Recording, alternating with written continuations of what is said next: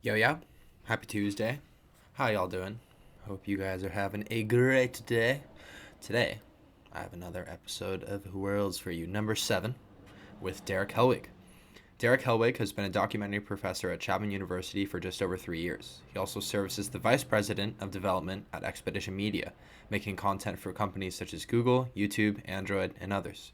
Before his current occupations, Derek worked on The Amazing Race for 9 seasons as the field producer and a producer, while also working on a host of other TV shows around the US and the world. He's an amazing story to tell, and I'm psyched to share it with you guys. I recorded this with Derek in November of 2020, so it's been a little bit. This was actually my first podcast, like official one for Worlds. So I just really thankful that Professor Helwig gave me the time to talk with him, and I hope you guys enjoy the stories he tells. They're quite extravagant, I guess you could say. So yeah, have a great day. Thanks for listening. Welcome to Worlds. Bye. Also, the intro song isn't working for some reason in GarageBand, so I'm just gonna skip it. So yeah, enjoy. Mr. Helwig, do you mind introducing yourself, please? Sure. Yeah. My name is Derek Helwig, and I am a television producer. Where are you from? Originally, I grew up in Sacramento, born and raised there. And then when I was 18, moved out, went to college, and live in Southern California now. What events in your childhood led to your decision of pursuing an undergraduate degree in film production at Chapman University? Great question. When I originally started out, I wanted to do journalism, and then I realized I was on like a campus project at a different university, and I realized like what, I really don't like reporting someone on their worst day right now. Totally weird because now I do exactly that all the time. But kind of switched around, bounced around to history for a little while, and then ultimately decided to get into it because when I was growing up, my friends and we would always just like film on my mom's old camcorder. We had no editing equipment back in the day. We just kind of edited it. We would film it in order and then edit it as we went along. And we had so much fun doing that I was like, there's really been a passion there my whole life. So I transferred in and decided, hey, this is the route that I want to go in my life. Tell stories. And was there a documentary program at Chapman at that point, or was it just film production? I think there was a documentary program, but I couldn't tell you anyone that was in it if there was one. It was mainly film production. It was a weird time, like the catalog had just changed. So it was like this weird thing where like you didn't even have to do a senior project. There was no emphasis for like 2 years, and they switched it back up. So it was like this weird gap year that everything kind of just lumped into film production. So you never had an interest in narrative? I did. When I originally started out, that was my goal. And I actually, my first internship was actually in that space. I worked in development at a production company that was housed inside Paramount. So yeah, I got to go to, the lot twice a week and work in that and read scripts. And as I went through it, I was like, it was fine and everything, but there was something that always kind of drew me to real life. Not necessarily reality TV at the time, but just like real life, what was around the world, telling stories that were of things that were happening. Because I was super passionate about travel and wanted to tell stories of the world. That while narrative, you can do that. It felt like it would be an easier route to go down the documentary route. And I think at the time, my favorite show was Amazing Race. And I was like, you know what, that'd be such a great show to be on. It combines my love for travel, it combines filming. I got to get on that. And then that kind of set off my course for basically the rest of my career so far. And did you so you knew an undergraduate that you wanted to work on Amazing Race? Yeah, I would say when I was graduating, it wasn't so much that I was like, oh, I knew I had to work on Amazing Race. I felt that was a call in a way because it combined a lot of passion. I was a huge fan of the show going into it. Was kind of a fan of all those kind of competition shows at the time. Anyways, Survivor was a big one of mine, but there was something about Amazing Race where they went to so many different places that it just kind of called me towards it, and I kind of solidified that passion for documentary travel kind of stuff when I studied abroad my second to last semester at Chapman, and being able to travel abroad was such an eye opening experience for me. I had never really traveled outside of the United States or Mexico, and so when I got to go to Europe, it just opened up a whole new world for me. And I was like, this is something I know I need to do. And did that the travel abroad experience at Chapman lead to you? You got your master's abroad as well in London, correct? I did, yeah. So a couple years after I graduated from Chapman, I'd already been working at Amazing Race in doing like as a research producer essentially, and I knew that I wanted to get back to England, and so that was a huge passion of mine at the time. And the best way to do that, kind of in a legal sense, was to go and get another degree. So it wasn't so much that I was like, oh, I need to have a master's, but I knew that if I ever wanted to, it's kind of a pivot, really, a hedging my bet. Say film and TV didn't work out, what could I do? So I felt like getting a master's while I was younger was the way to go, and it was a way to get back to England. And I do not regret that decision at all. I loved every minute being there. So you'd already been working for Amazing Race at that point, correct? And so what? So it was a way, like you said, just to have a backup plan if that didn't work out. Yeah, exactly. So I had been at Amazing Race for 3 seasons already. First season there was a PA, and then I quickly moved into being a research producer there. So I did 2 seasons of that and decided, hey, if I can see myself moving more into the film world, but if I am going to be serious about having that hedge, getting back to England anytime soon, now was the time to do it. So I took a year off to go back, and then thankfully, when I was graduating with my master's, I called my old employers back up. They said there was a field producing job available for the next season. I said, all right, well. It's the recession right now. I graduated at the worst time. There was a recession, and England got hit really hard. So they were not really hiring anyone but, UK citizens. So I never even intended to leave England, but when I found out the job at Race was opening up, I was like, all right, I'm going to head back, and I'll be there for a couple years or a couple seasons, and then I'll come back to England. And that was 2008, and now it's 2020, and I haven't gone back. So it's been 12 years since then. But obviously, being able to work on that show and get into there was a huge thing for me, and it defined me. I mean, I think it definitely was a career defining move to be able to go and do that. How did you get your job at Amazing Race in the first place? So it was a little bit untraditional, I would say. When I graduated, as I was graduating Chapman, I did a bunch of random jobs just to stay in Southern California. Obviously, rent is expensive. You have to find a way to live. I was having trouble finding that job, and I got to tell you, I mean, back then there.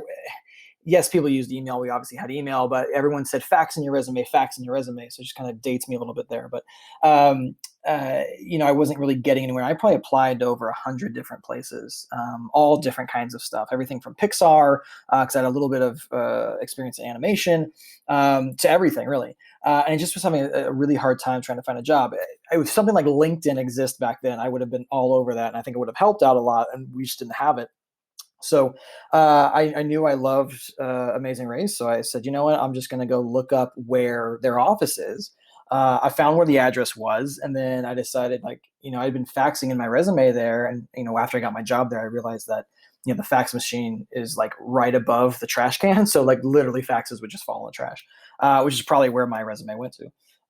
So I showed up there. I found out where their production office was, and I dressed up in a brown shorts and a brown shirt. So I definitely looked like I was a UPS delivery guy. I had my resume in a manila envelope that said "Attention Production Manager" on it. I had no name of the person who to go to, but I had a little clipboard as well. It kind of looked like it was to get signatures. So I went there at lunchtime when they had like just a PA covering the desk, and I said, "Hey, this is for the production manager. Can I get their name for our records to make sure they got it?" So that way I had a name to call back on. And sure enough, within 48 hours, I was setting up an interview. Ended up getting an interview there and getting a job as a PA. And when I went in for the interview, and I went in for even when I quit my other job, not actually knowing what my title was going to be at the next at Amazing Race. Figured it was probably going to be a PA, but didn't know for certain. But I knew it was something I had to do no matter what it was, whether it was producing or being a PA. Went there and probably gave my job at Chapman actually about 48 hours notice. But Dr. Heron, who I was working for at the time, she knew where my passion was. So she said, "You need to go follow this," and I thank her so much for that, for letting me kind of leave in that way and go follow that passion. And sure enough, 2 days later, I was working on Amazing Race. Is there something that you brought to the table right when you got to working on that show? Obviously, you knew that was your passion, and you looked to it as your goal in the past. And did you feel like you did something that really? Because I mean, you moved up fairly quickly. Am I wrong?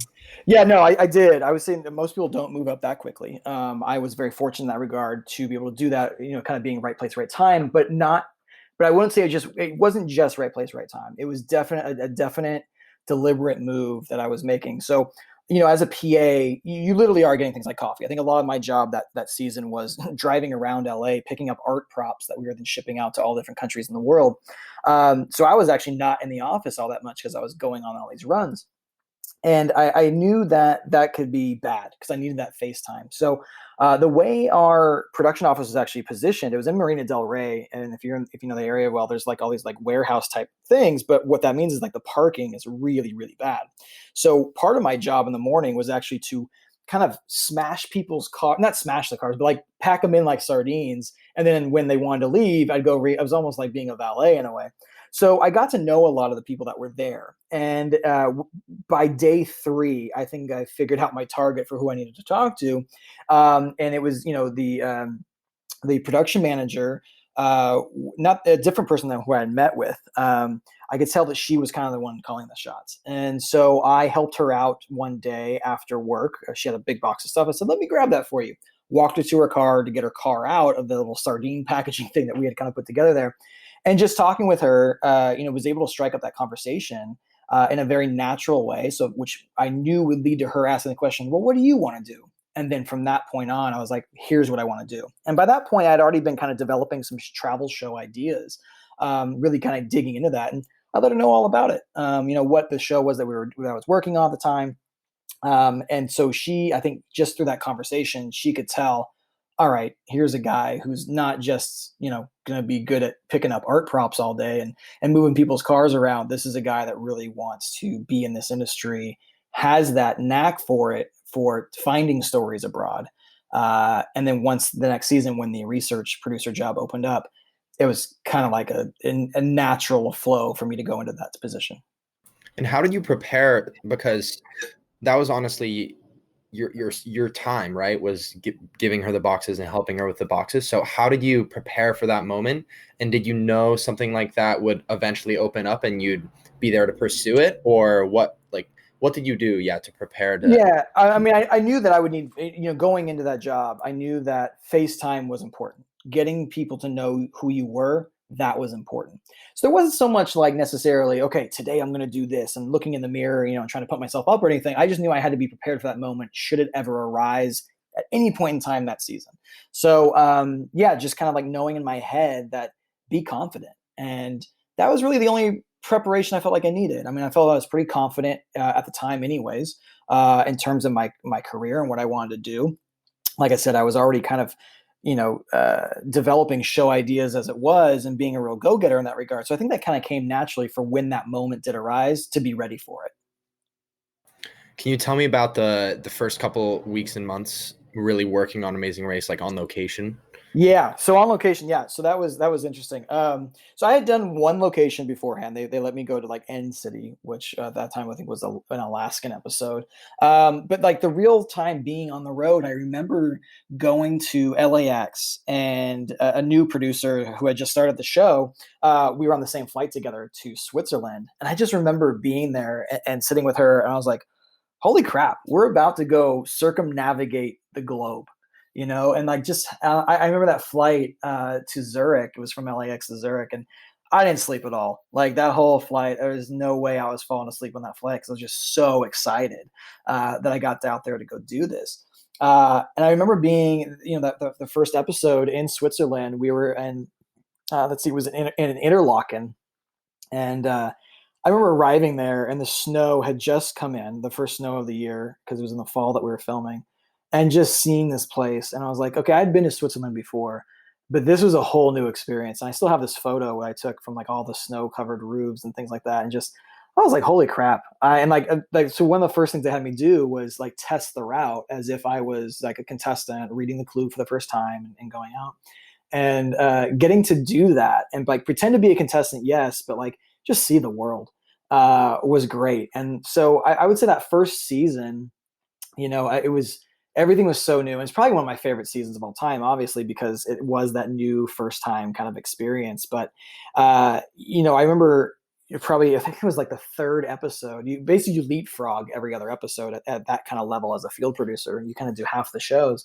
And my one of my next leapfrogs was going to Siberia, and that was probably the first location where like I had to run the whole location by myself. I had a challenge producer there and an art person that was helping me. And I remember that the challenge was, if you've seen the show, they had to learn how to do a snowplow, like how to drive a snowplow in Siberia. So we had these like tire courses set up where they had to turn the thing and everything.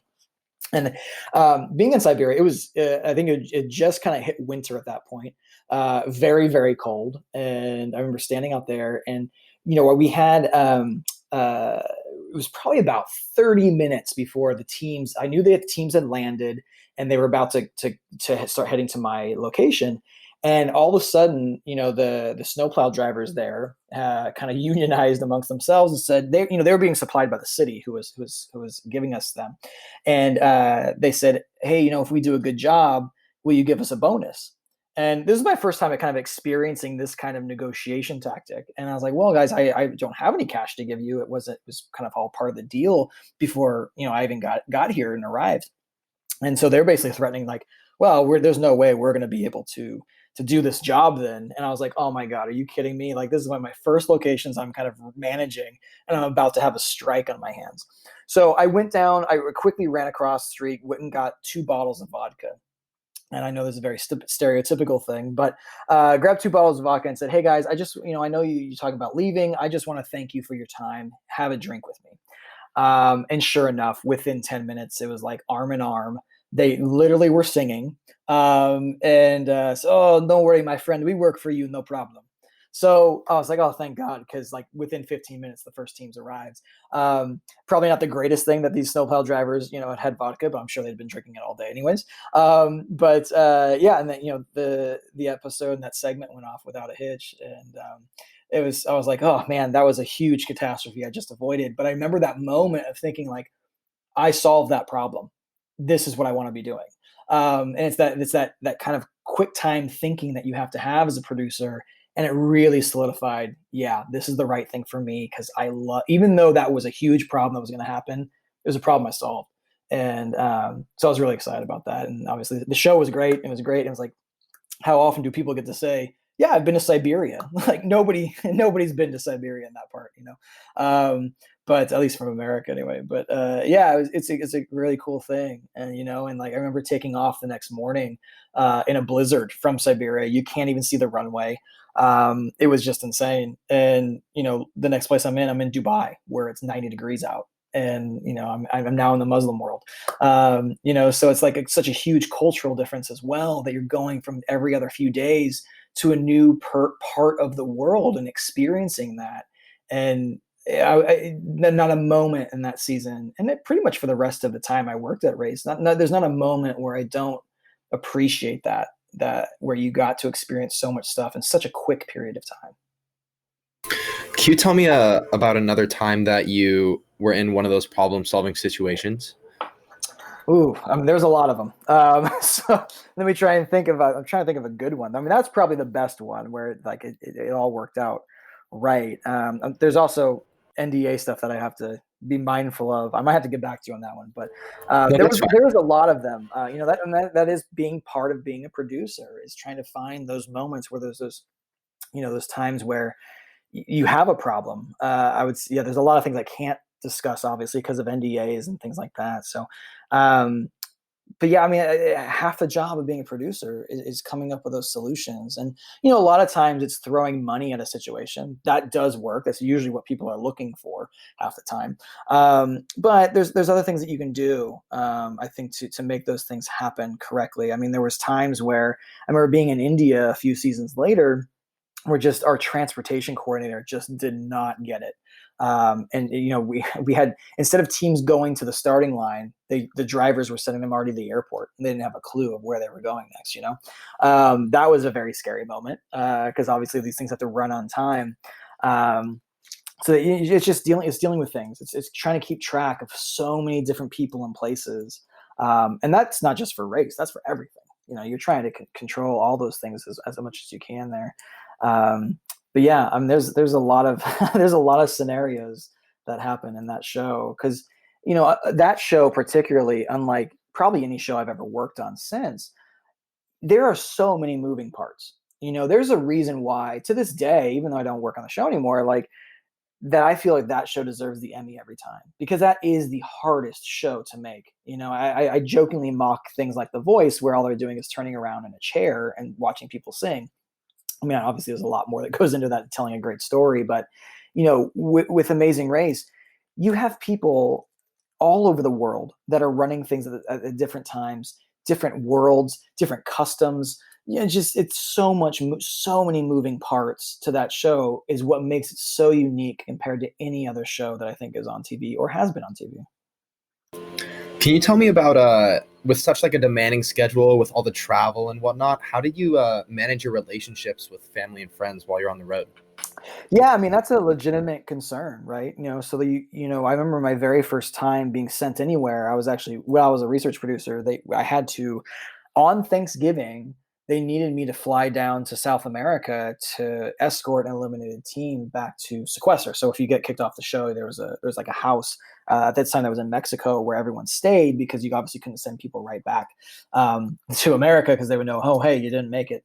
So they went to a house, and so I remember I had probably about 8 hours notice before I got in a plane to Chile to go pick up these teams. So obviously that's on Thanksgiving, right? Like you don't get to see your family and friends that day. I knew that was always a possibility, so I didn't even bother going home. I can't tell you the amount of weddings that I've missed. Just with friends or my brother's graduation because I wasn't available to go or things like that. You miss those things, but you have to find a way to celebrate those things in your own way. Prioritize what you can. I know my family; they were in DC, kind of celebrate. My long story short, my grandfather's plane went down in Vietnam, and they were finally putting a headstone in Arlington for him. And I had just happened to be filming that episode in Vietnam, so I obviously wasn't there to be with them for that very special moment in our family. But in my own way, I did my own dedication in the Mekong River, which obviously is like something really special to be able to do. And I sent that video back to my family, but I didn't miss it. I did miss the actual headstone being put in. So you are constantly trying to balance your life. And I think obviously the older that you get, the harder it gets, right? Because you get more relationships in your life. You may have kids, those types of things. So it does get a little bit more challenging. People are able to do it. I don't want to give the doom and gloom kind of situation that you have to choose one or the other. Obviously, it is easier if you are single trying to do a job like that. But you have to find it's with your, for relationships, it's with your partner. Does your partner understand that world and that life and what drives you to do that kind of thing? And are you giving enough back to them too while you're on the road or when you are home, making sure those moments count together? So yeah, it's not just a job; it is a way of life. What was the hardest lesson you learned while working on Amazing Race? Just about yourself or running a show or something to do with that? I think the hardest lesson to learn is it really was trial by fire in a way where, in production, I mean, that show in particular, forget about sleep. Like there is no sleeping that's going to happen. And that happens a lot on production. Like people who do, production for a living, they can tell you the same thing where it's the hours are so long and so arduous. I mean, we didn't have overtime on that show. You just couldn't. It's impossible. You're filming all day just to get on a transcontinental flight that night, right? Like you can't add up those hours. So I think what really taught me was really keeping that stamina for the show going and how to do that. What's interesting was when you got back home, you're for a month, you're running on adrenaline. And when you get back home, everyone got sick because you no longer have that adrenaline going. But I think what that show taught me for producing is how to manage that adrenaline and keep it going, so that way you can keep on doing a very high level job the whole time that you're in production. Was there a leadership lesson or ways that you found that you developed into a leader the more you worked on the show? Yeah, it's interesting. It's funny that you say that. I didn't realize it at the time until it was probably like my third episode of just running the whole show myself, or running that episode myself. But I realized what I was doing was I was heading up a crew of 75 people. Most of them I didn't even speak the same language. And I was like, I don't know why I didn't realize that earlier, that that's what kind of what the job was, but I just did it. And I think, like when I finally realized that moment, I think it was in Japan. I remember being in this cold warehouse that was our production office at the time. And I realized, I was like, holy crap, I am leading 75 people right now, to do a job, and they are relying on me to have answers. I was already doing those things. It wasn't like it caught me up by surprise. It was just, but it took me that moment of realization of that's what I'm actually doing, is leading these people, and having to do that multiple times in multiple cultures in multiple language within a month's period of time. Yeah, it sounds very demanding. So just to switch gears a little bit, can you tell me something no one knows about making a food show? Like, it seems fairly straightforward, but you worked on like a variety of different food shows and like drink shows. You did Yeah. the bar show. Can you just tell me something that was unique about working on those type of Sure. So shows? yeah, just for the audience, for the shows that I did work on that were in that kind of like the food space, the first one I did was basically the American version of Great British Bake Off, and then I also did Best Bars in America, and then Wong's World on Vice. So those are the three main kind of food shows that I think I don't think I missed anything in there, but all of those shows obviously are very, very different. Great British Bake Off is a competition show at the end of the day, and Wong's World was more of a Anthony Bourdain kind of food show. The key to making a food show visually is the product, right? So like on Best Bars in America, we had episodes where we had food in there, and that was important, but obviously the drinks were the main thing. So it's, we call it food porn, but like it is having like making sure that food is the key component, and it's something that like you can't, obviously the audience can't taste it, but they can see it. And with your eyes, you can kind of taste it, if that makes sense. But it's giving it context as well. And I think that's what Wong's World was so good at doing, was using food as a jumping off point. At the end of the day, Wong's World, yes, it was a food show, but it really was a culture and people kind of show. It was a politics sometimes, and how does food factor into that?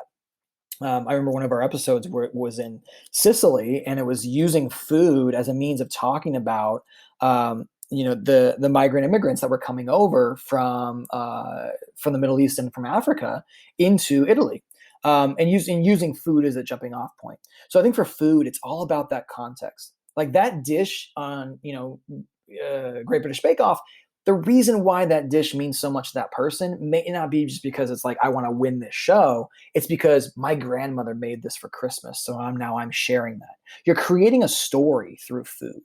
And that's what's really important about doing any food show, is that story. I mean, story is the most important thing for any show, but for food in particular, it is that story behind it. So like even on something as simple as Best Bars in America, where it's two dudes drinking across America, really at the end of the day, when we would go and scout those shows, because we scouted all the bars ahead of time to know which ones we were going to pick.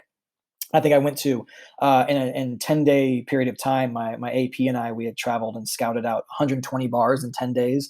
And so we're doing 12 bars a day. That's just a crazy amount of bars to go to. I mean, that's pure alcoholism at that point. But it's like what stood out to us when we're choosing which of these bars to go to. It wasn't so much like it was the story at the end of the day. Why is this drink that we're going to feature on this show, what makes this special? So when the guy who has won all of these amazing Tales of the Cocktail, which is like the Oscars for drinks, makes me this drink, that this tiki drink that has a banana that's shaped like a dolphin in it, with like as he's cut it and he put like a little cherry in the mouth. Obviously that makes it on the show, right? Because that's a huge story that he's putting into this drink. Whereas like if it's just like an IPA, not so great. Now, granted, our host didn't do a great job sometimes of actually ordering the drinks that I said, you should talk about this because that's the best part of the story. But yeah, it is finding that story of that bar. really it was the bartenders of that show that really made it, right? Like we were going to some places. I remember there's one place in Chicago. I won't say it just so no one gets offended there. But like we checked this place out. It was a very hip, like, place to go to. It was a very craft cocktail. It was one of these places where like the bartender's talking to us like, oh, well, I studied under such and such and such and such. And I was like, at the end of the day, all right, you're being a little hoity-toity about drinks, right? Like it's one thing to tell the story of a drink, but it's another thing to be like super try and make this like an academic affair when really at the end of the day it's not. It's cocktails. So that bar didn't make it because it didn't have the right story to it that we felt that was appropriate. It was like it was trying to be something, this hoity-toity thing that it just wasn't. It just shouldn't be. So where did we go instead? We went to a jazz club that actually had the heart and soul, or it was a blues club. Sorry, it's a blues club in Chicago. Chicago's all about blues. So yeah, we're going to go there instead because you can find that better story. Yes, they had drinks and maybe they weren't as like, molecular gastronomy like this other place had that they were trying to do. But I can tell a story about a blues place much better and then have a drink with that and incorporate that into it than going to this place that's trying to be something that, it's the suspender wearing kind of place, right?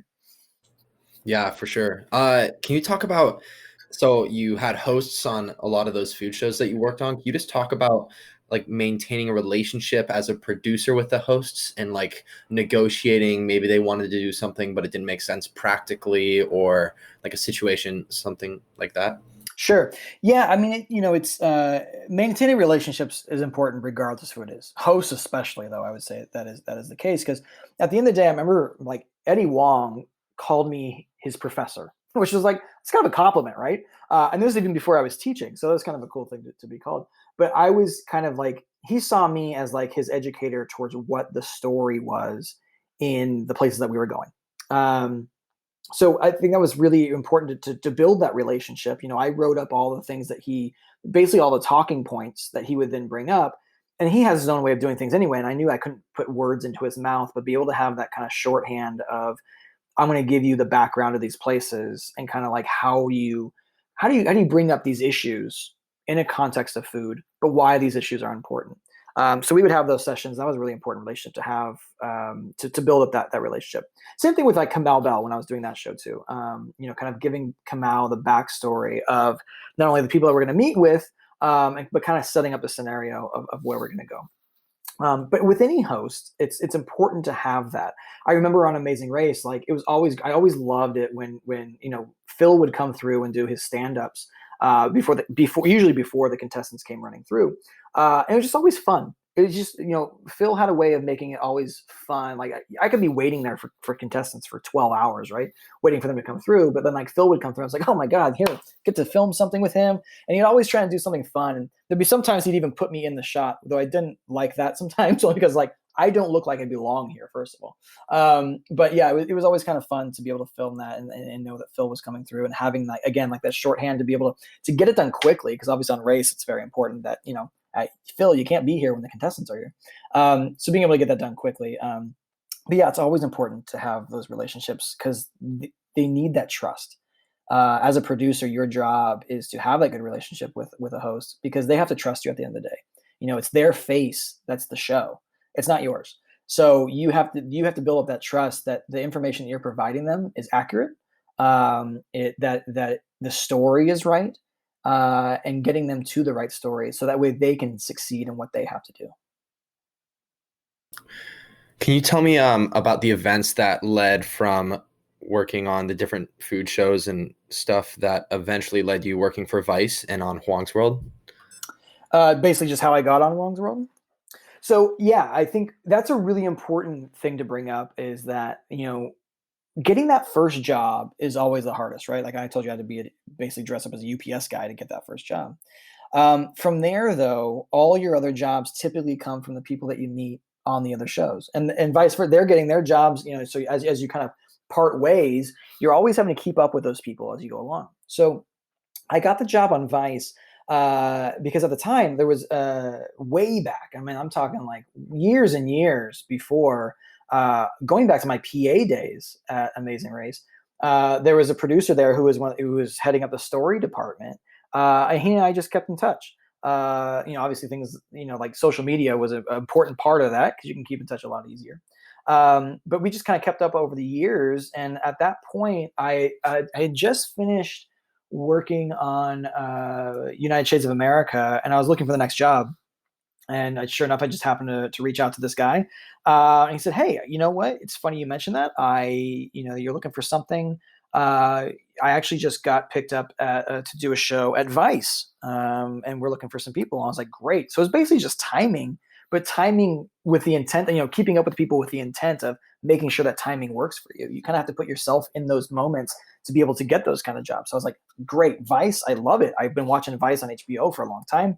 I love their story. I love their style. That's a place I would love to work at." So brought me in for an interview. I met Eddie, and he made fun of my shirt because I wore a collared shirt, and I will say at Vice, dressing up in that fashion was definitely not the way people presented themselves. But I think that probably set off that kind of professor kind of relationship that we end up having. But yeah, I was able to get on Vice doing that way. Can you summarize Vice Media in one word? One word. Well, I will say this, and I will caveat it before I give the one word. But Vice has changed a lot. There's a lot of business decisions that happened with Vice, and obviously the old guard that was there, they ended up selling their shares, to bigger things. And Disney became a huge investor, and A&E was a big investor. So things changed quite a bit since I was there. But I will say Vice in one word. It's really hard to define it in one word, but at the time that I was there, but cool. I mean, it's such a basic thing, but there was this level of cool, walking into those doors at Vice that was unlike anything I'd ever worked in before. There's good and bad of that. When I was there, Viceland was just about to launch, and they didn't know anything about releases. For years, Vice had been a news organization, so they didn't have to get releases. So half my job for Wong's World ended up being like they had already filmed 3 episodes by the time I joined up. But going back to those old episodes and finding who was that random person in that truck stop to make sure we have a release. So it was, I guess in a summary at the beginning of Viceland, it was the Wild West. People really didn't know how to make shows in a way, which is probably why a lot of them went over budget.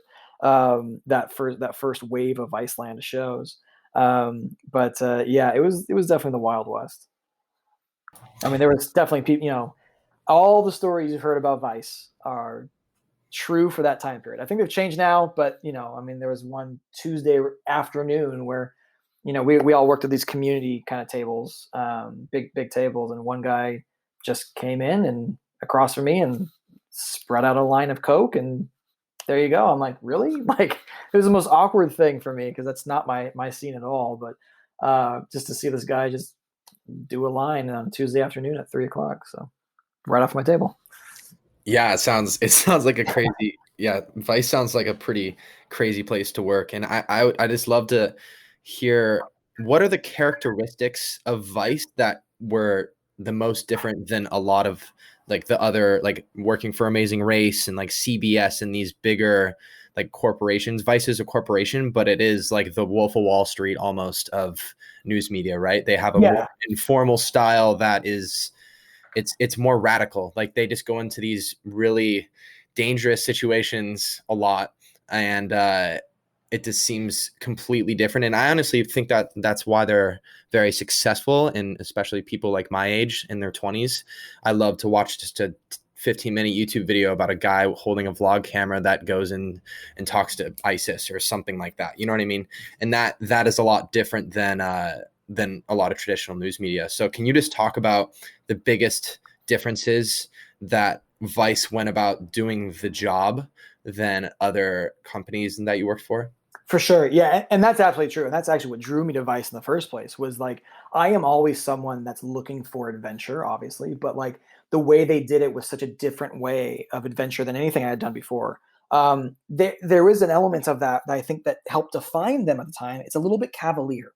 I think that's a really good term for them. They were a little bit cavalier. Like I said, they didn't know anything about releases or doing that kind of stuff and kind of doing things the old traditional way that we had always been doing. Now, legally speaking, you need to make sure you have all those things. So that probably didn't go to their benefit, but like we had to sign my very first day I'm working there. I had to sign a paperwork that said this is a non-traditional workspace, which I don't think that actually holds up in a court of law in any way, shape, or form. And I think the Me Too movement definitely proved that to be the case.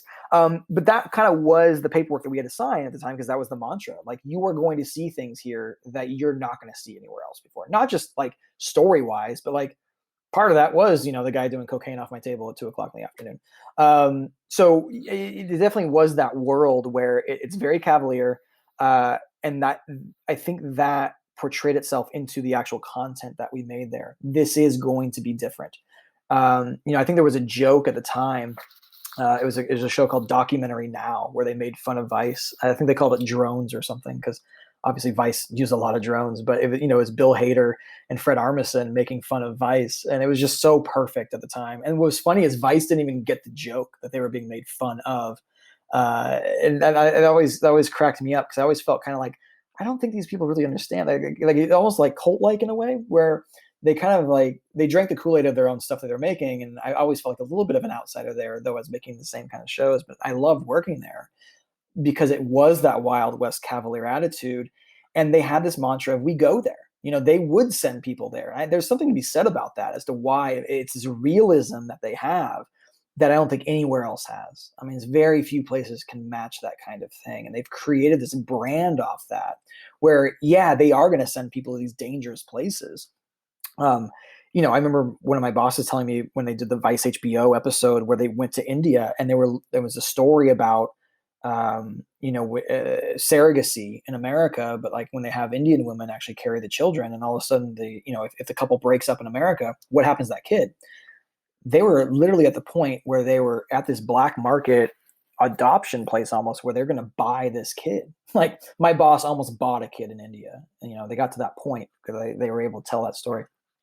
You're not going to see that a lot of other places, you're not going to get that. And so it was this mixture of we're going to interview President Obama and then the next episode is like, we're doing this thing about the Haitian election, but we're doing it from the standpoint of hip hop artists that are there. I mean, that just doesn't exist, right? Those two kind of things. So they were able to blend pop culture so well with underground culture mixed in with like your traditional interviews of, foreign leaders, presidents, things like that. It was very, very cool. And so you think that cavalier attitude really contributed to the success of Vice?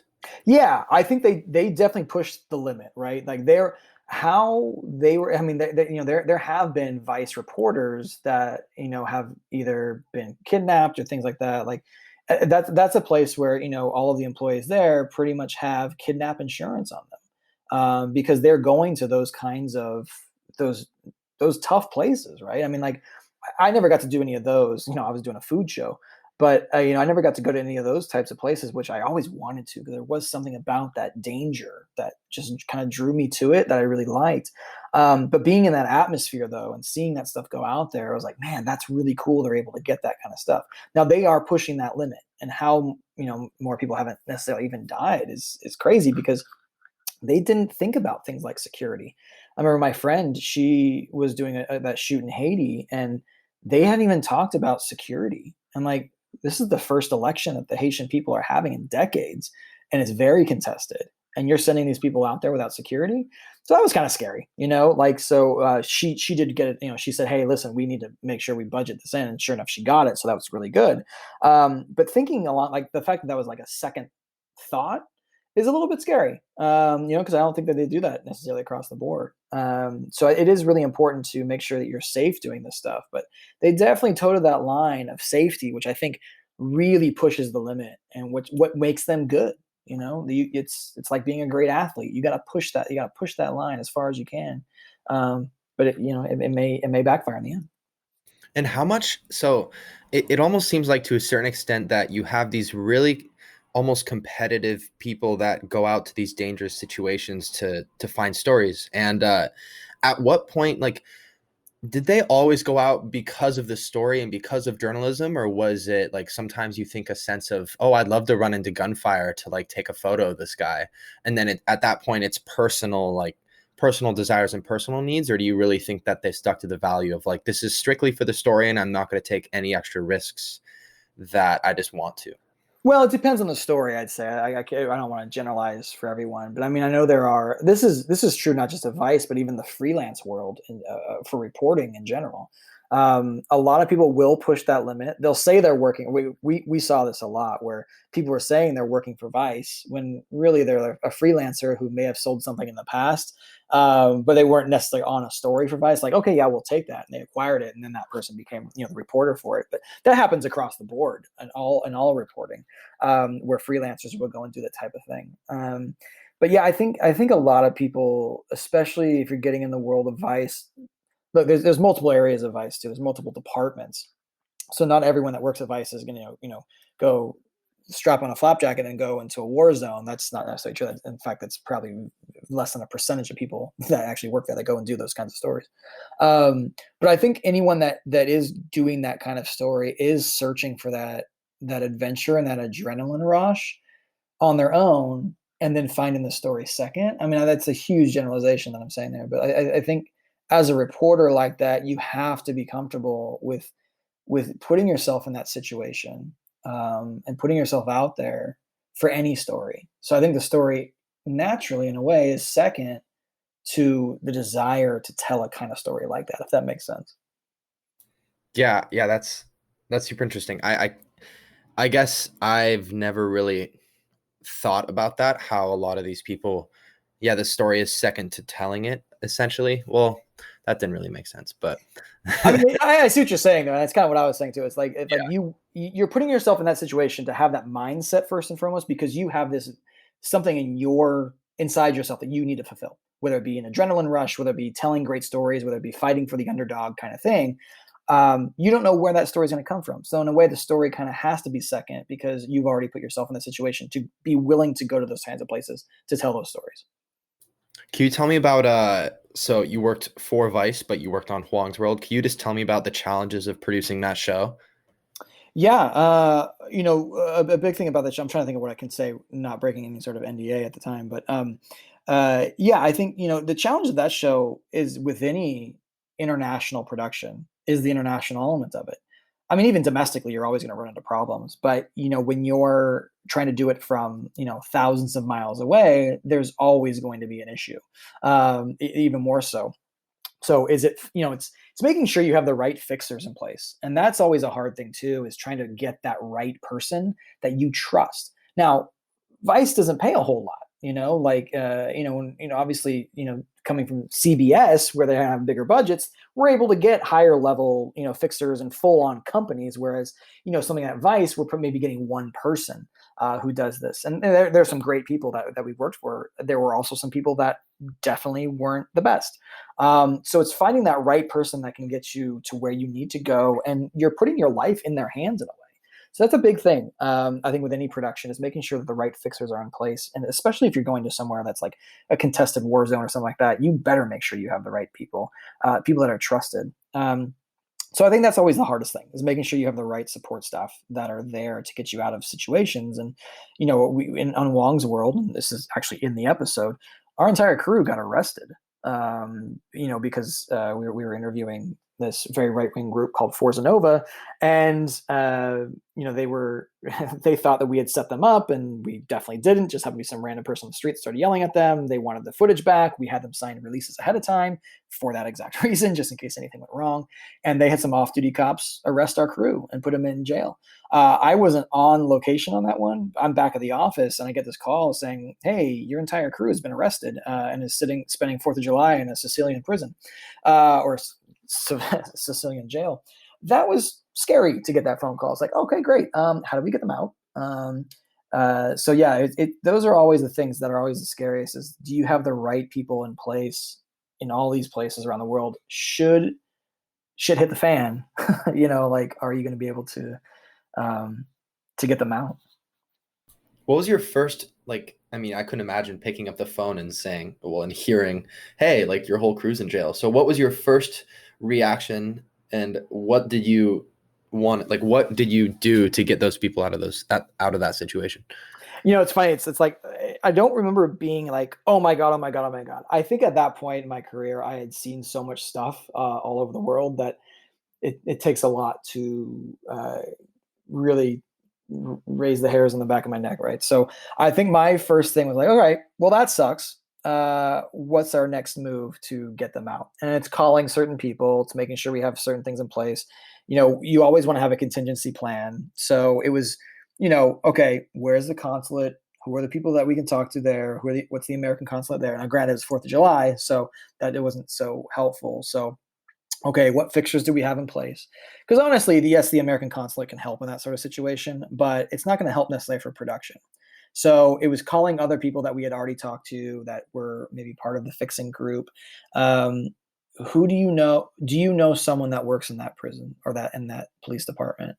And kind of back channeling things. It's always about half the time producing abroad is all about back channels. We had this a lot on Amazing Race, where I remember this one episode and I was producing in St. Petersburg. The challenge was they had to go through these massive piles of like Soviet era, celluloid and trying to find the right frame of movie film that would get them to where they had to go. Well, when we got the stuff from the art department, they gave us celluloid, yes, and all these reels, but they were blank. I was like, well, that's not how this is going to work because that's going to be pretty easy to find, the hero one because it's the only one that has a shot on it. So, last second we had to scramble. Like, where are we going to get, mounds and mounds and mounds of shot celluloid film? And thankfully, we had always put ourselves in a situation, especially in a place like Russia, where we brought in quote unquote a consultant. Really, he was a friend of the executive producer, and he has connections dating back to the KGB, and he knew everyone. So with one phone call, he makes a call. He's like, "Let me, I'll be right back." He makes a phone call. The next morning, we have mounds and mounds of shot film. So it's like how he got that, I don't know. And especially that's one of those places where I don't want to know how you get things sometimes because I've definitely seen it where I'm out to dinner with the fixer or something like that, and we're paying the bill, and he's like, "Oh, don't worry about it." And he slides across a card, and it's not a credit card. It's like it was black. So I just remember it being a black card. I'm like, "That's not a credit card because there's no numbers on there." And he's like, "Don't worry about it." All right. So it's like, you have these people who have these connections within the government and things like that, that like I said, going back, having the right fixer means a lot to get what you got to get. Just for the audience, what is a fixer exactly? Yeah, so a fixer is someone who's in that country that is either a production company of their own, right? So they have like all the connections you need to do film, to get the permits, to staff up. There are also people. A fixer, a lot of time in like say journalism, is if you're like for instance, if you're reporting in a war zone, a fixer could be someone like almost like a smuggler in a way because they may have to smuggle you in and out of that country. They're setting you up. Essentially, it's someone who sets you up with what you got to get done. And do you think that guy was like a part of the mob, essentially? I'm pretty sure he was former KGB, but that's the only thing I can come up with. But with that being said, former KGB may also have connections to the mob because I know, like for instance, filming in Russia, it's not so much having like here's a film commission, that you can get a permit from. Yes, there is that, but oh, you're going in this neighborhood, you got to pay off that guy, you got to pay off that guy, you got to pay off that guy, and that's a lot of places around the world. That's not just Russia, but that was one place I do remember was like, yeah, that happens a lot. It's interesting in a way. You guys are almost like, it's not. It's just crazy that for a TV show like that, you're talking to like a former KGB guy to try and like secure an ability to like you have to like con your way through almost to be able to film in these different locations and get these approval. And especially when you're talking to like, I mean, you said that you've worked like in Africa with tribes and whatnot, and those people aren't going to like I mean, I assume they don't really care if you have a signature on a piece of paper. A lot of the time it's more just like, oh, can you pay us, or like, can you give us water or something like that? So Mm-hmm. are there other situations where you had to maybe deal with something like that? Yeah, I mean, you mentioned two places like that for sure. It is a lot of times it is just payment. Um, excuse me. I do remember, being one of my last shows on Amazing Race. It was in Botswana, and we wanted to film this area. And you're absolutely right. Like a signature on a piece of paper in that part of the world doesn't really mean anything. Not that they say that anything against their culture or their ways. It's it's just not a thing, right? Like they're actually probably better in this, and it's like, no, I gave you my word. You can film here. Why do you need? It's almost like I'm insulting them asking for a piece of paper that says I can do that. So I remember having to it was basically earning the trust of the entire tribe for this area that we wanted to go to. And I remember going out to get the permissions. Again, this in this case would be almost verbal permissions. We did end up having papers signed later, but having to meet on a Sunday afternoon with the entire tribe, and the first thing they want is like, oh yeah, you can film here, no problem. We want, and it's like, okay, what can I give you to film here? Thinking it'd be a couple $100. And what they wanted was a village Land Rover, essentially, or some sort of SUV. And I was like, okay, well, I'm not made of SUVs, so that's not going to happen. So I spend the entire afternoon, it was hours going back and forth with these people through a translator. What what we need to do to film there. Ultimately, at the end of the day, it ended up being more like a couple $100. I think it's like maybe $1,000 or something, because we got the whole village involved in it too. They were like dancing in the background, doing their dances and showcasing their culture, which is what we wanted in the first place. Not to mention filming on their land, using their canoes, those kinds of things too. So we actually paid probably, I don't remember exactly how much it was, but it was probably a couple thousand. It was what it should be. I think it was a very generous offer because we did want this tribe involved. But yeah, it started off with them asking for an SUV and negotiating our way down. That's pretty common around the world. That's what it is too. I mean, to film in some of these places, and look, on a show like Amazing Race, if it was too dangerous, we're not going to film there. That's just bottom line. Safety is probably the number one thing. But yeah, there is, you kind of have to do some things to get people to follow in line, and like places like Vice, it's definitely like that too, right? You might have to pay someone off to get the story, but you're getting the story. So I never had that personal scenario. That's a massive generalization, but for Vice. But yeah, you do have to do things to get the story sometimes, and that's what's really important. Is there's this term called bakshish, which I actually don't know if that's politically correct term, but it happens all over the world. But yeah, you're having to pay people off to get what you need to get done. But that's part for me. That was part of the fun though too. Is the negotiating part of it is what made me really want to be a producer in the first place.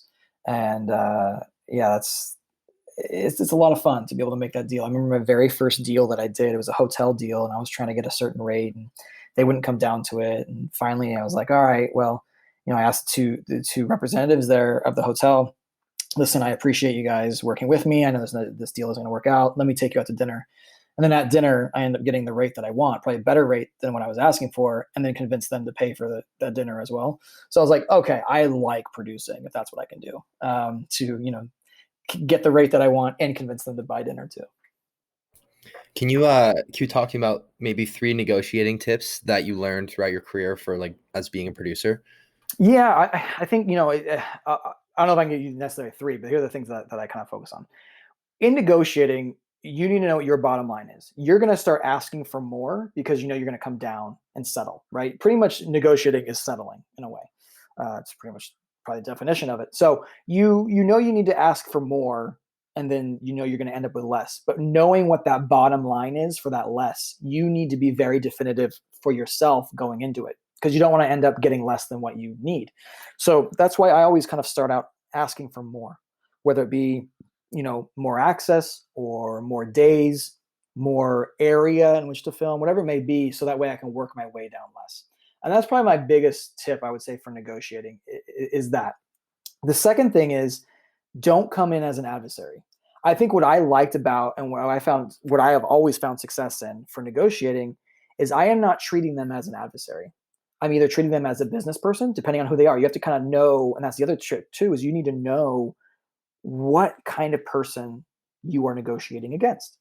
Are they a business person? What gets them excited?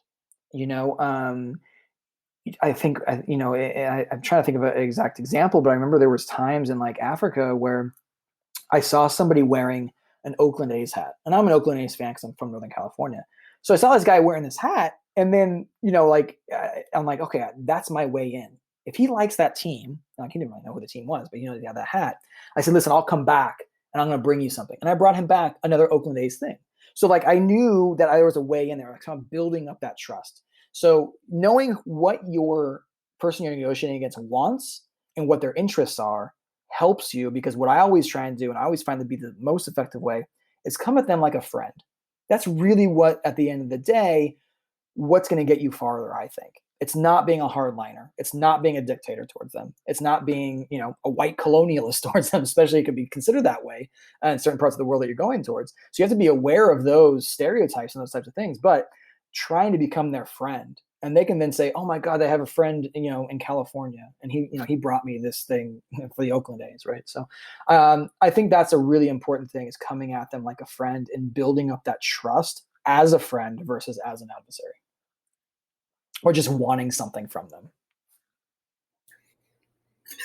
Awesome. Can you tell me what did you do after you worked on Huang's World? Let's see. I'm gonna go back. Let's see. So I ended with Wong's. So what I did after Wong's World, actually, it was season 2 of Wong's World. I kind of left. I wasn't really going back for season 2 that much. Ended up only doing 2 episodes of it. Looking at doing other things at the time. And so right after Wong's World, I ended up shooting a commercial. I'm trying to think. Yeah, actually, I take it back. I shot a commercial in China for a company called Didi, which is basically their version of Uber. And that was really interesting to kind of see that, because that was probably the most expensive production I worked on, because even though it was only 3 days of filming, they spent a lot of money. And I realized how much money is in the commercial world versus like what I was getting to do an episode of Amazing Race or something. It was like how much goes into that. And I think for that, the reason why that was so expensive, because we had like the Chinese version of George Clooney, the Chinese version of Adam Sandler, like all these, like the Chinese version of all these major American people, right? Their version of that. And they came with their own entourages. I remember one entourage was like 20 people deep. I was like, good Lord, who is this guy? So yeah, that was one project that I did. And that was a really interesting experience to see how that turned out. And at the end of the day, it was a commercial, which is really cool. It's like this huge singing and dancing number to film. I also then went into development of creating a show idea. So it was an idea that I loved and wanted to do. I went and shot a pilot for it. Ended up not being picked up because it was related to alcohol, because I love my Best Bars days. But at the time, nobody was really looking for alcohol related shows. But yeah, so I went into that. I went and did the commercial. And then shortly after that, got into branded content, doing projects. And that's kind of where I am today, doing branded projects. And then at that same company, creating new ideas for television shows. I've been in development kind of ever since then. And so can you talk about the biggest differences being a producer for a show like The Amazing Race or Huang's World versus working on like a commercial set? Yeah, the biggest difference is, in a corporate, in a commercial set, it is a corporate world for sure. There are hierarchies, there are clients you have to please. Whereas like on Wong's World, I mean, I guess you can kind of look at it as the client being, the the heads of the network. And you're trying to please them at the end of the day. But they're thinking of an audience for entertainment purposes, where on the commercial side of things, it's corporate. Is this going to be the right story to make people buy a product? And that's not something that you really have on the entertainment side of things. You're getting them to buy the show, I guess, in a way. So that is your product, but like you're trying to you're trying to tell a story visually that is going to convert people into sales, which it's a very different mentality, I'd say. And how do you actually go about making something? Because it's one thing to make something for entertainment and show that story, but how do you make a convincing story that sells something? And to sell something, I think really what was the biggest difference, I would say, between that and doing something like, say, Wong's World or that kind of show, is time. You only have maybe 30 seconds sometimes, if it's a commercial, 30-second spot, to convince someone to, one, tell the story, and then two, tell the story well enough to convince them to go buy the product. That's the hugest challenge right there, is just condensing things down. But those things can be some of the most meaningful things. You see people cry, seeing people cry in a commercial is what I think gets people to convert them into sales. So if you can make someone cry in a commercial, that's really important. and now you work full time at Expedition Media, and can you just tell me how you got your start there and how your role has changed from being a producer to now you're the VP of of, oh gosh, VP of development. Excuse Yeah. me. Yeah. So yeah, I got my job there. I actually, it's networking really. So the owner of that company actually is a Chapman alum himself, when he started the company. And, I had met him, he graduated 2 years after I did from Chapman. So, met him through, alumni, events and things like that, and just kind of kept up and went to soccer games together. And then ultimately, I was, after I'd done some development for other companies, I was kind of looking for my next thing. And he had called and said, "Hey, we're kind of building this company." And at the time, it was just him and one other guy. And he's like, we're doing work with Google. I need some help finding stories. And from that point on, it was kind of like, yeah. So I went and I helped them find stories, like Google was looking for certain directives and things like that, and trying to find those stories. I remember the very first one we were trying to find is like, hey, we're trying to find, um, you know, we want to do this piece, to celebrate Ramadan. And we want to find the businesses that celebrate that. So trying to dive and find a needle in a haystack, sometimes it wasn't only just Ramadan, but it was like Ramadan in Berlin, Germany. Like, okay. So trying to find those kinds of stories. So that, that was very research heavy. So I kind of dug into my producing chops for research. And then as time went on, I kind of went back and forth. I did another show in the meantime of that for YouTube. I was climbing a mountain in Peru. And then he's like, "Hey, do you want to come on full time?" So I said, "Yeah." And so we started filming these, more of these kinds of stories where they're like mini documentaries essentially. And that was great because it was like, still getting to film and tell stories, which at the end of the day was what I love doing, is just telling stories of people. And then now, it's changed a lot in terms of development, I would say, because for a long time I was living this jet setting lifestyle, right? Like every other month I was in a different country. That's definitely changed a lot, just in terms of lifestyle, because it's more of being in an office, I would say, doing development. There still is some field work involved, depending on the show, whatever it may be that you're trying to sell. And again, there's not very much money in development because it's not money coming in, right? You have to spend a little money to try and get the idea across, sure. But yeah, you're not getting that adrenaline kick, I guess, from going to going to Siberia, or having explosions go off next to you when you're filming a World War I thing or something like that. So yeah, it's more, and it's thinking about what makes an audience, right? What audience are going to be attracted to the shows that you want to do, and secondly, how do I convince a network executive to want to buy this show? Because those are some of the hardest people to try and convince. So yeah, that always is a struggle in that regard. So it's very different, because I would say it's doing, like, development definitely is doing, but there's doers and there's thinkers, right, in the world. And I would say producing, when you're hired to do a show that's already been picked up, you are a 100% doer. You got to get that job done. Whereas development, it's doing and thinking. Like, I'm thinking about what may work, and then I'm going to go do that to try and, like, make a little sizzle or cut some things together, or use some stock footage or whatever, or make a deck. That's the doing action of it, versus, like, convincing, a tribe in Africa to let me film there. And so you said you made like commercials and stories, told stories for companies like Google and YouTube. Can you just talk Mm-hmm. about because, for example, if you're making a commercial for Powerade, you're going to show Powerade. But Right. Google and YouTube are it lives on the internet, and you're not necessarily showing a product.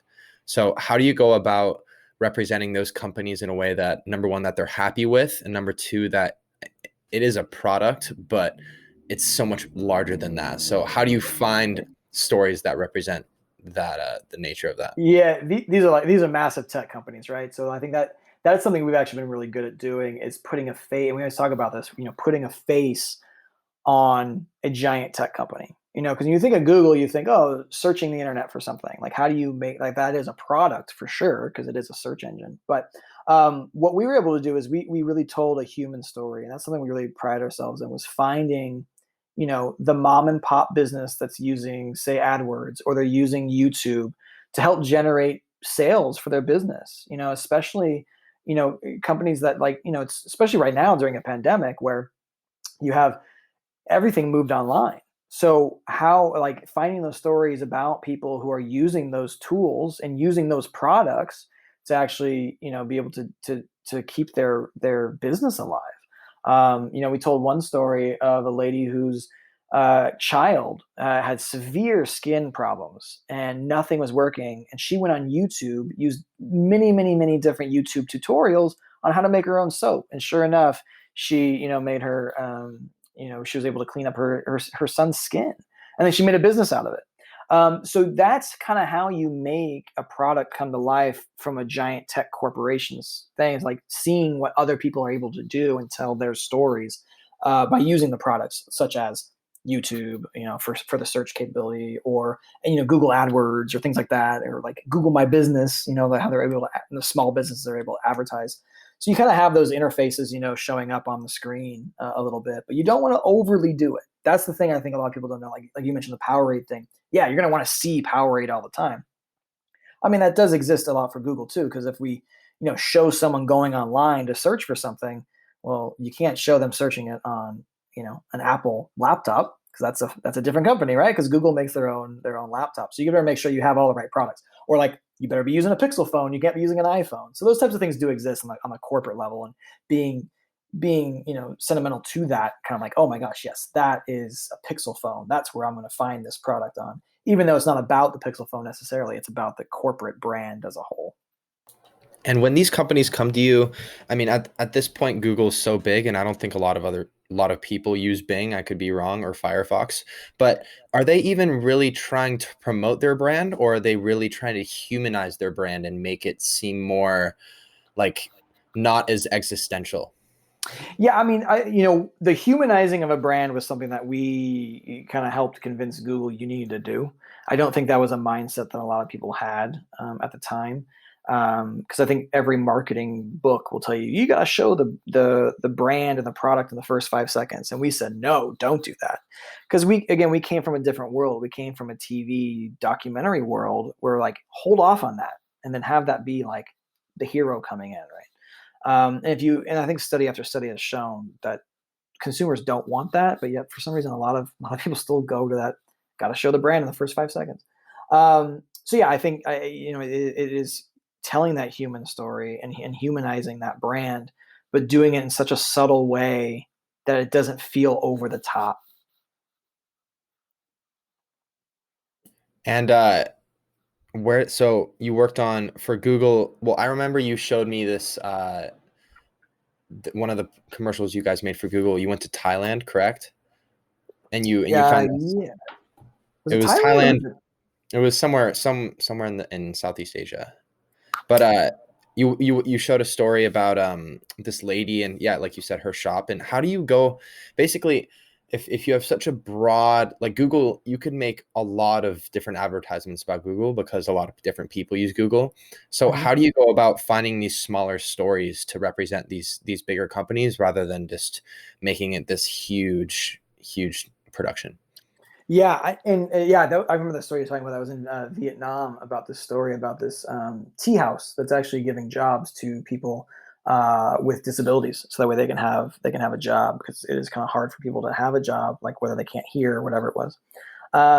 So yeah, I mean, for the more granular, I found, like, in stories like that, the more granular you can get, the more the audience is going to respond to it, because it feels new. If you're telling a story that's been told over and over and over again, it's not going to stand out. But as you just pointed out, like, you remember this story about being in Southeast Asia, about a woman running a tea shop. Like, that's such a specific thing, but even more so, it's a woman running a tea shop so that she can help people with disabilities because her husband has a disability. So when you get that granular of a level of it, it makes it be able to tell, like, yes, Google is helping everyone, and we're personalizing it so much that, Quinn and her tea house, that means so much to her. This can mean so much to everybody in your own way, right? You're making people realize there is a personal level to these things and how they can use it in their own life on a personal level. And this is Quinn's story about how she uses this for her tea house. And is there through the different companies and businesses that you worked with, what do you think is like a mistake that they're making as far as advertising their products? I would say, I mean, not necessarily the companies that I've worked with in general, but I would say just as a general thing. The thing that I think people have, that I see happening, especially in a corporate landscape, I don't want to call it cult-like, but think outside your walls. You know, this is very common, especially in the tech world, where these people that are there, the marketers and people that are there, are working such long hours. You know, the big corporations especially are doing things to keep them. You have a bar set up, you know, you have ping pong tables, you have whatever, and that's all fine and good. It makes people happy, but the whole point of that is to keep them there, working late into the night. So, but with that being said, a lot of people, I think they're like, this is my life. Like this giant corporation or this place wherever I am, that's the world. So when you think that's the world, you're automatically thinking your consumers know that world and know your lingo, know your culture, whatever that may be. And that's a mistake, because as a consumer, I'm not thinking about, you know, Google every day of my life. Whereas a marketer at Google may think, oh, Google's everything, you know? So I think it's being a little bit humble as a marketer, to know that not everyone's thinking of your project 24, your product 24/7. And then how are you going to relay that message to them in their world? You got to get on their world. You can't always think that everyone knows your world as much as you think that they do. And based like similar like the technology and stuff, how do you think social media has, number one, changed your career and the role of your career and what you do within that, and also just where do you think the industry is going with social media and producing content? Like if you started off and when you were working on Amazing Race, there wasn't a lot of social media, right? Mm-hmm. And so, Yeah, it was like the beginning of it all. beginning, yeah. So how would that have been? How would those experiences have been different, and how do they go about producing those shows, the narrative shows and the documentary ones you've been working on, and also commercials and stuff like that? Yeah, I mean, I would say on a general level, like, look, social media, I think it's getting to the point where you can see it as a new outlet. So, like, the way I view Snap, I don't use Snapchat as a normal person, but like I view Snap as like a new network I can pitch to now, or think of YouTube as a new network I can pitch to now, because they are at the end of the day. So really, it's from a development standpoint, it's more opportunity. You know, Facebook Watch, it's more opportunity. From a development standpoint as well, though, if I'm looking to like if it was say the year 2000 and I'm looking to make a travel show, the pool of people I would use as talent is vastly different from what it is today.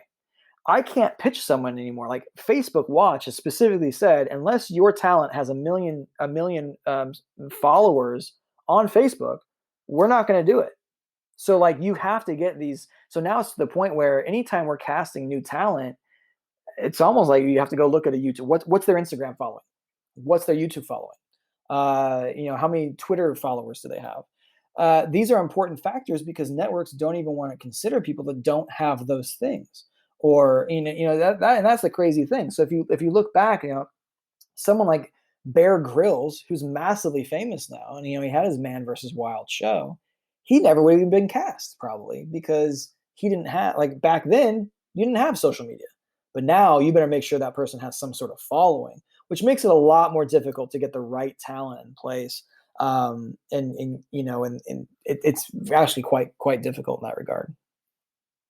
And with the social media space being so competitive, how do you make clickable content, like things that people will watch without making the consumer feel like they're being taken advantage of? That's hard. And I gotta say, I don't think there's any recipe for that. I think some people tell you there's a recipe for that, but a lot of times you just get lucky. Like I remember one season on Amazing Race, our very first episode, there was a challenge where they had to use almost like this catapult, like almost like a water balloon launcher type thing, to shoot a melon a night in the English countryside. Well, the thing malfunctioned, and then the watermelon got snagged as she's throwing it, gets extended all the way out, only to get smacked right back in her face. Really, it should have taken her head off. That thing was coming with so much velocity. Thank God the contestant was totally fine after that. We thought she might at least have a concussion or something. But that moment is something you can't produce. And that moment ended up being like the major like advertising angle for that season. It was episode 1. It was able to get people to be into the show when they see that, like, oh my God, that person, like, that went viral so fast that it even became its own commercial on terrestrial television. So it's so hard to produce those kinds of moments. It's just about knowing where they are to be able to take advantage of them, and how to get that out there to an audience. And it's interesting because that moment was probably one of the worst things that's happened to that lady, getting a Oh watermelon yeah, shot into her face going 30, absolutely. 40 miles an Yeah, hour. I've seen, yeah. if anyone listening to this has not seen that clip, you need to go watch it because unfortunately it's hilarious. Yes, unfortunately, it's hilarious, but and we almost didn't get the shot too. The jib just happened to be moving at the right spot, the right time to be able to get it. But So without that, I mean, that defined that season of the show. if not like I mean that happened how like 10 years ago probably now, and that's still like a fairly popular clip that would be on like an Yeah, or like a Jerry of the Day or a Kook, something like right, that. right, And exactly. I think, well, along with that, that was a terrible thing that happened to that lady. And I'm just curious, a lot of the best content, the most watchable content, are these things that happen to people that are terrible. Whether like there's this Snapchat story thing on Snapchat that's called Born Different. And it's basically all these people with disabilities and they just like show a photo of the person with disability. And then you're like inquired because this like bad thing happened to someone, or like a lot of the best and the most clickable things are the worst. And I'm just curious, how do you go about if you're on set or on location somewhere and something bad happens that you know is really going to benefit the show, but it could be really negative for that person? Where is the line where you choose to intervene and maybe stop that thing, or you let it happen because you know it's going to be really helpful for the show? Yeah, it's funny you mentioned that. We talk about that. In fact, in my class at Chapman, we just actually had that week where we talk about ethics, and we specifically talk about this scene in the show Intervention, where someone's about to drive drunk, because that's what the show is, right? Everyone is an addict of some sort on that show. It really comes down to you as a producer what your line is. I think as a producer, for me, I'm never going to do something that's going to hurt somebody willfully. I mean, look, things can happen at any point in time, right? Like when I do some of these competition shows where accidents can happen, sure, at any point in time. But even if it was something like, say, a show like Wipeout, I didn't do that show, but say I was doing like that show's based on people getting hurt or the idea of them getting hurt because they actually don't. I mean, some people just did get hurt on accident. They always had an ambulance there or two, but at the end of the day, they're fine. They just fell in the water or whatever it may be, and it's funny. We all laugh. That's one line there. But I think if you're doing something where someone's going to get really, really hurt, I don't think anyone's going to do that. One, there's too many lawsuits that can happen from it. But you have to also think about the show as well. How does it benefit the show? So like something like Intervention, where the show is about addicts and what they're doing, having that person get in the car behind the wheel is kind of important to show for the show's sake that this person has a problem. They are massively wasted right now and they just got behind the wheel.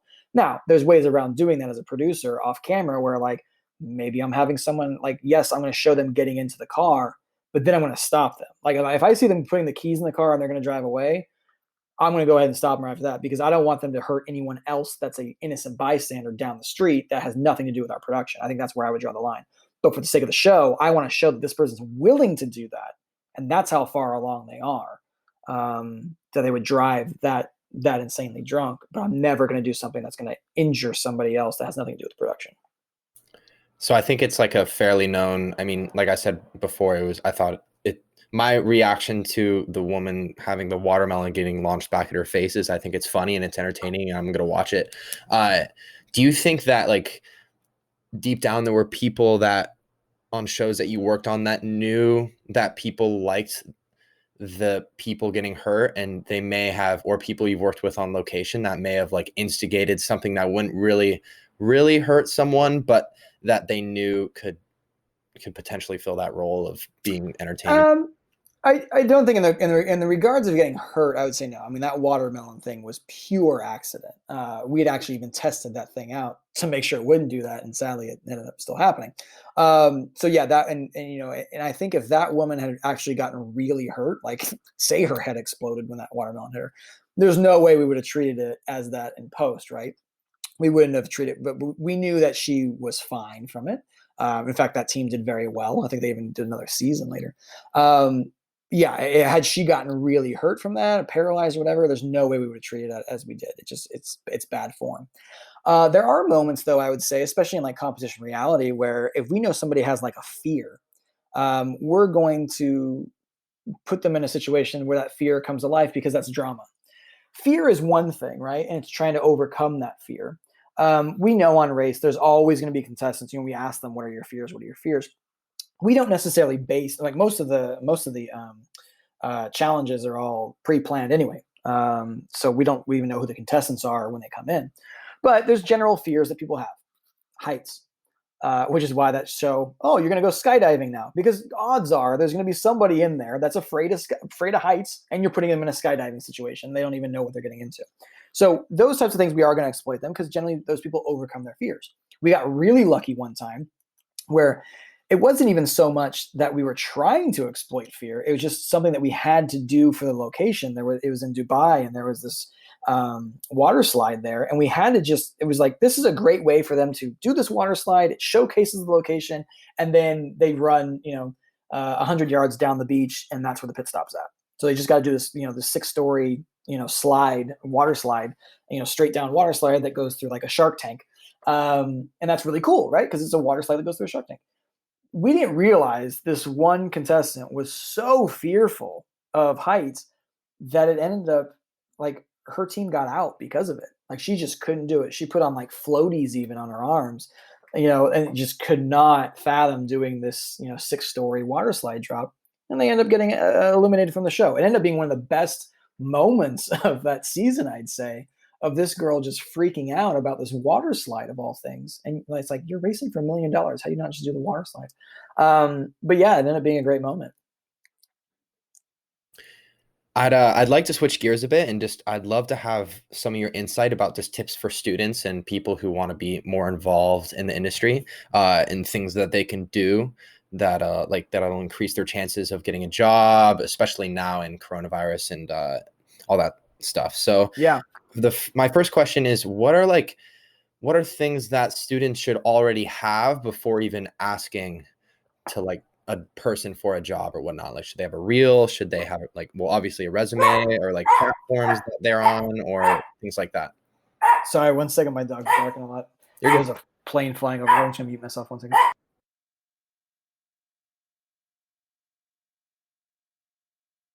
All right, I think he's done barking.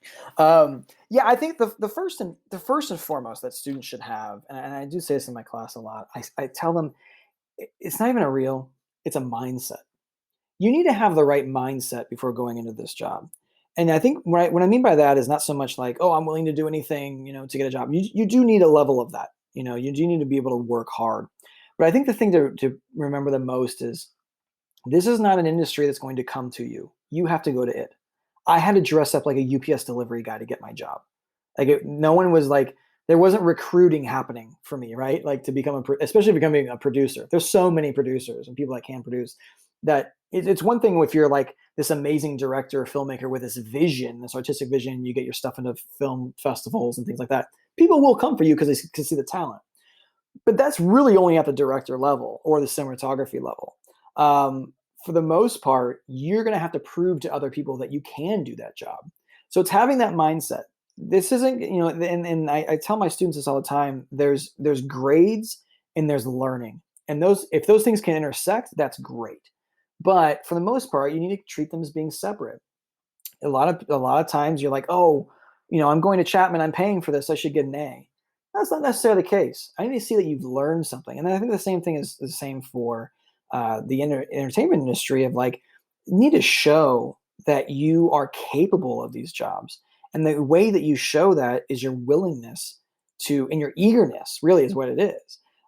You have to show that you're willing to try and do whatever you can to make sure the shoot is going to happen. So when my boss, when I think it'd been like 6 years or something by that point, but I was probably towards the end of my time working at Amazing Race. But when he heard how I got the job there, he's like, "Are you kidding me? You did that?" Like, it's like there's that level of showing how eager you are to work in this industry, and that's not just to work in it. being taken advantage of or anything like that. But like, it's what are you going to do? What's your mindset and your willingness to make sure this job gets done right? Because on Amazing Race, there were no second takes. That you couldn't do it. Everything had to be perfect, perfectly laid out. In order for chaos to happen, you have to make sure everything was kind of like laid out so that chaos and competition could happen. So, what are you doing to make sure that's going to happen? And I think the hard work and showing that you have hard work initiative, that's the most important thing that anybody can do, and it's proving that. Reels and stuff are great. Obviously, those are very important to have, like especially if you're getting into cinematography. That's probably the best thing you can have, because as a producer, I want to see what you're capable of doing. What's your style? What's your tone? What's your look? You do have to have those things. So I think on a cinematography director level, you want to make sure you have that. But there's so many other jobs in this industry that aren't director, cinematographer, right? There's a lot of like even paperwork jobs that I think a lot of students don't realize those jobs exist. But like being a production manager, are you capable of that? It's part accounting, it's part payroll, it's part contract negotiation.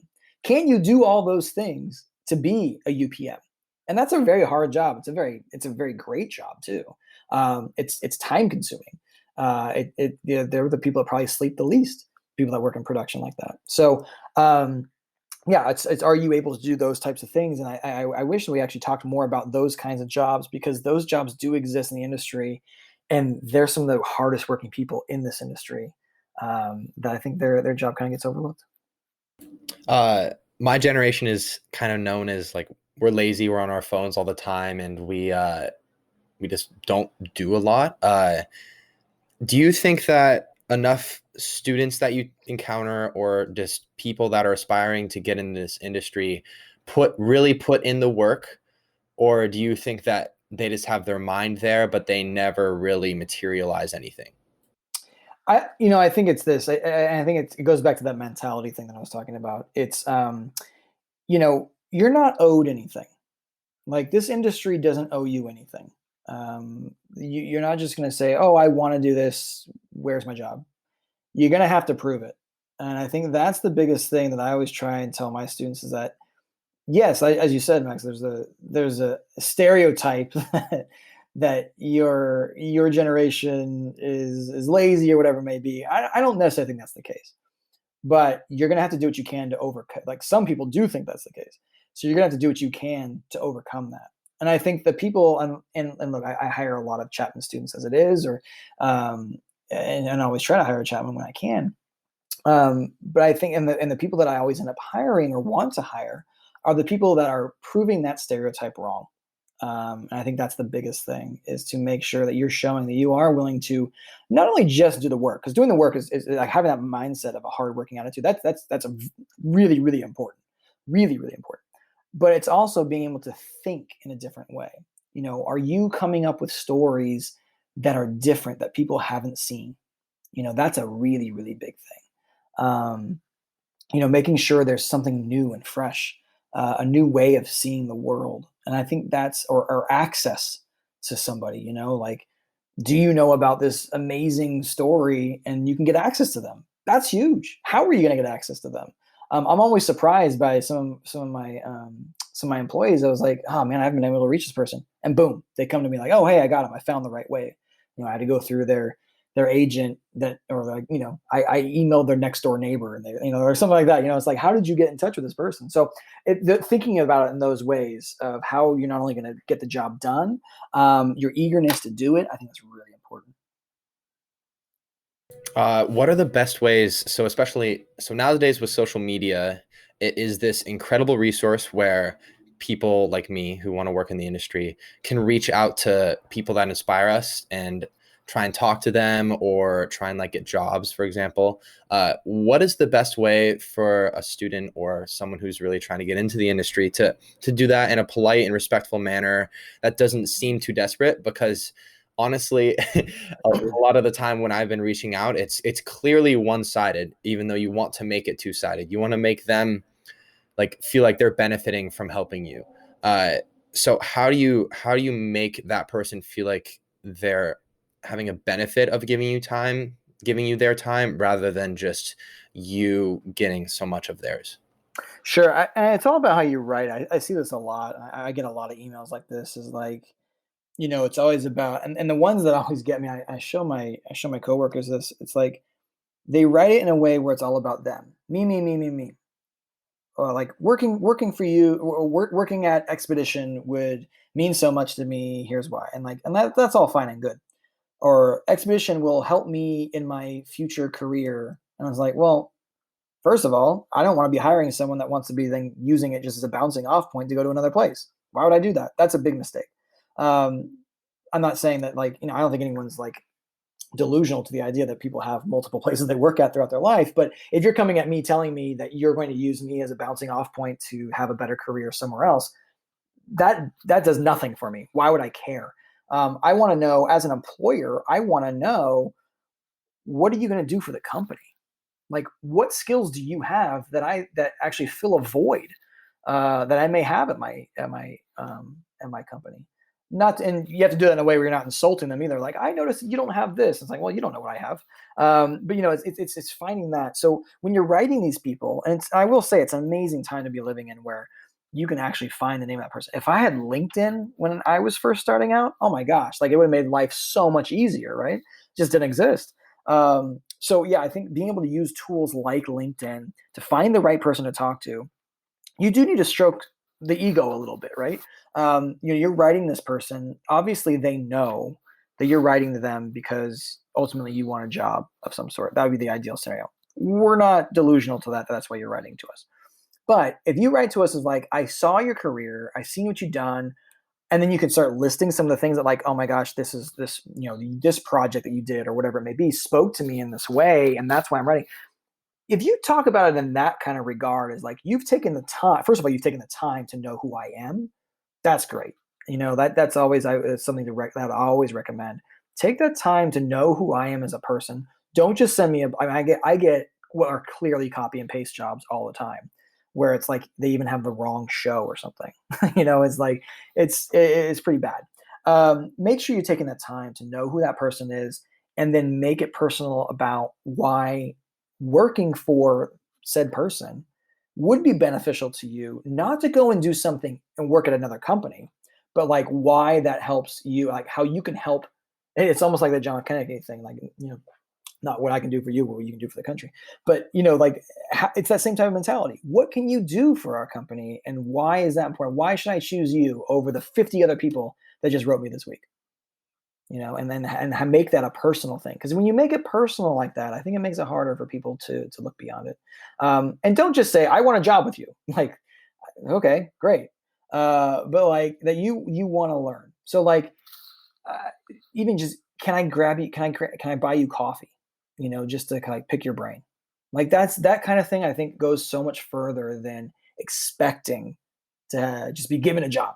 It's like, I just want to pick your brain in the stories that you've done. And I think I was doing that kind of stuff in grad school. I remember I met with a guy named Alan Little. He was a BBC correspondent who covered Yugoslavia, and yeah, took him to London or to coffee one time in London, and he told me all the stories. And like he just wanted to tell the stories. Is like, and like that's what made it interesting. I didn't come in as like, get me a job at the BBC, but it was like, I just want to hear your perspective. I'm happy to buy you coffee. Thank you so much. That kind of thing. So I think that's the approach to take. So you went and bought him coffee, but did you want it? So you wanted a job, right? Yeah, I mean, look, if he offered me a job, I would absolutely take it on the spot. But I know he was a reporter. He's not necessarily in a capability of hiring me directly, but being able to keep him as a contact to network, and then hopefully maybe one day something pops up and just keeping my network, that's great. Granted, I ended up moving back to the United States, working for Amazing Race, so I kind of fell out of contact with that guy. But it is all about networking at the end of the day. Maybe at one point, if I had kept up with him and something had opened up and say, hey, I know there's a job in our newsroom here at BBC, I would have taken that in a heartbeat. So it's putting yourself in those positions to take advantage of openings that do come.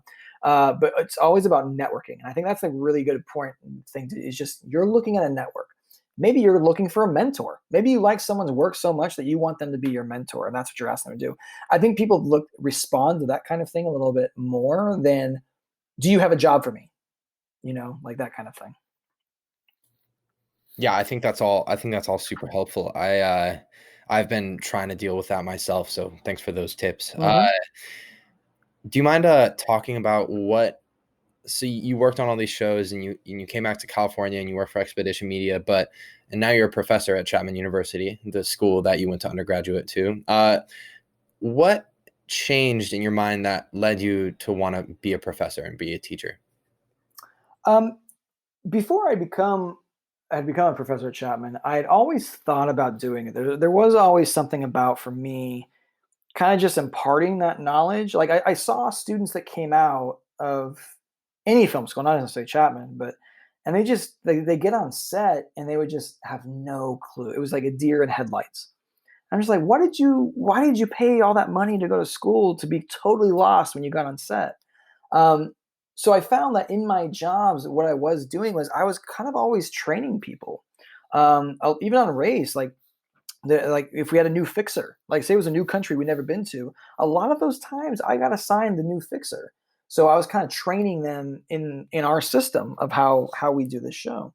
So I think there was always inherently in me there was always this moment of and this desire to kind of not just teach but like teach and train, I guess, and then just really more importantly just share knowledge.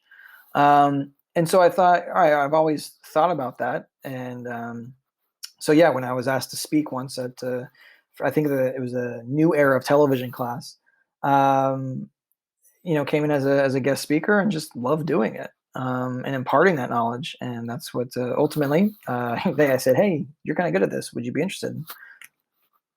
That's how it started.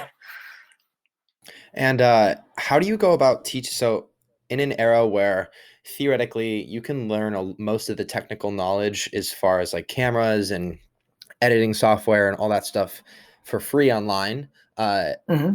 how do you teach your class in a way that makes students feel like that they're paying money to go to school and that it's worth it for them to go to film school rather than just learning how to use Adobe Premiere or going on master class and hearing things from those types of people?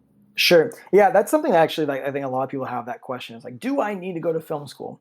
Um, And I always say yes. I know for me personally, when I'm looking to employ people, odds are I am probably not hiring someone who didn't go to school. So just on that alone, right there, yes, it is important.